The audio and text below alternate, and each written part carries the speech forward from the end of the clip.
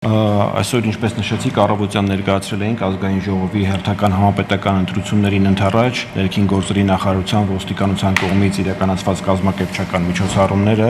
ինչպես նաև ձեռնարկված միջոցառումների արդյունքում հայտնաբերված հանցագործության դեպքերը։ Այժմ ներկայացնեմ այսօրվա ընթացքում արձանագրված դեպքերը,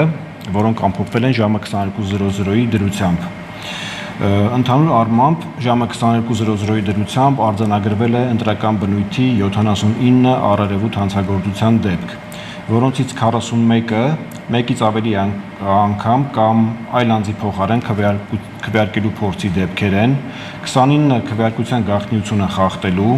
6-ը ընտրական իրավունքի իրականացմանը խոչընդոտելու, 2-ը ընտրական փաստաթղթերին ծանոթանալուն խոչընդոտելու, 2-ը ընտրակաշարք տալու, 1-ը սառը զենք կրելու, 1-ը խուլիգանության և 1-ը ֆիզիկական ներգործության դեպքեր են։ Վերը նշված դեպքերի կապակցությամբ կազմվել են պատշաճ հաղորդումներ, որոնք ուղարկվել են նախաքննական մարմին։ Ընդհանուր առմամբ վերը նշված դեպքերով ձերբակալվել է 18 անձ։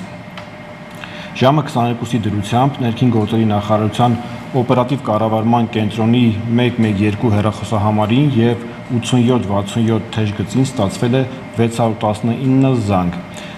որոնց մեջ ներառված են ինչպես տեղեկատվություն հայցելու վերաբերյալ զանգերը, այնպես էլ ստուգման ենթակա զանգեր։ Բոլոր զանգերին տրվել է պատշաճ ընթացք, ներկայումս 338 զանգ